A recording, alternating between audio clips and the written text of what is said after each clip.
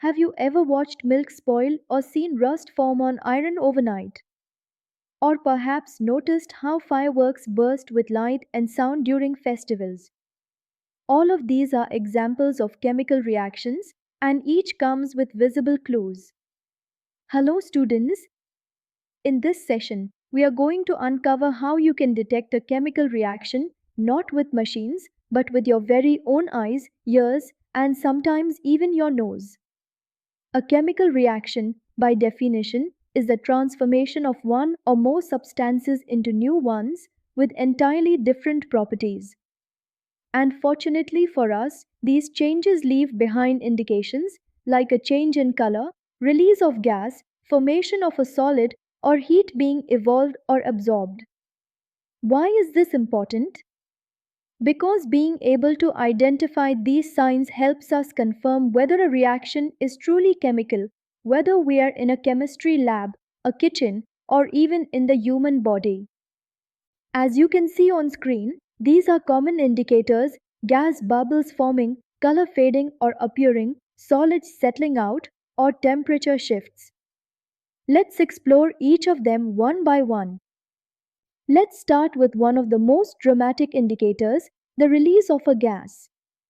When a gas is produced during a chemical reaction, you'll often hear a fizzing sound or see bubbles rising.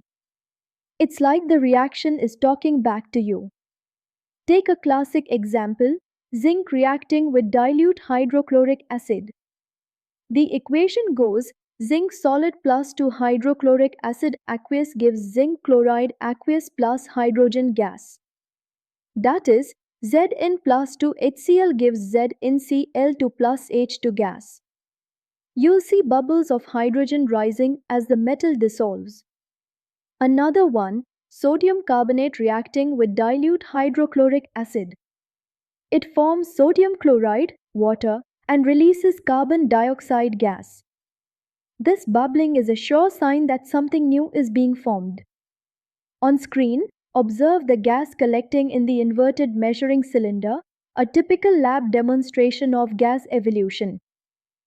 Now let's move to a calmer, but just as important, clue: the formation of a precipitate.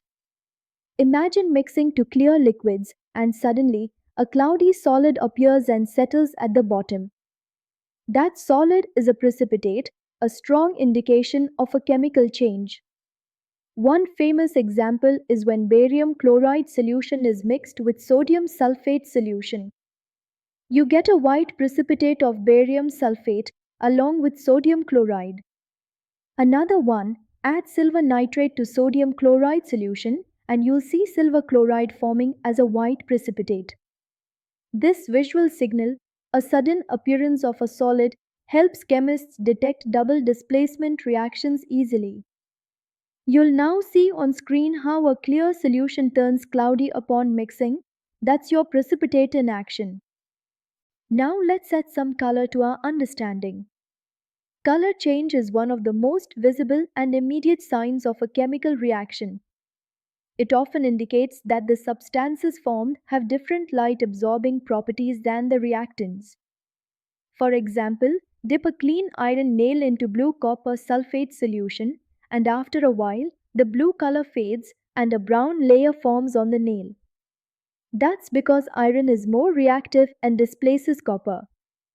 The reaction is Fe plus CuSO4 gives FeSO4 plus Cu.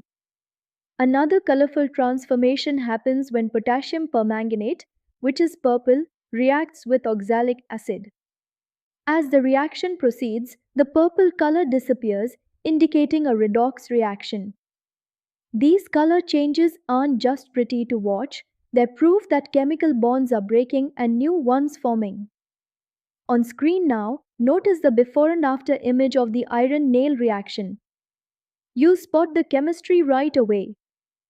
Have you ever touched a beaker and felt it get hot or cold during a reaction? That's chemistry revealing itself through energy changes. Many chemical reactions release heat. These are called exothermic reactions. Others absorb heat from their surroundings. We call those endothermic. Let's look at an exothermic example. the neutralization of hydrochloric acid with sodium hydroxide. The equation goes HCl plus NaOH gives NaCl plus H2O plus heat. The beaker gets warm as energy is released. On the flip side, when ammonium nitrate dissolves in water, the temperature drops, an endothermic reaction that absorbs heat. Temperature change is not just a lab curiosity. It's also what powers chemical heat packs, cold compresses, and even metabolism in living beings. As shown on screen, the thermometer gives us a clear view of this chemical clue.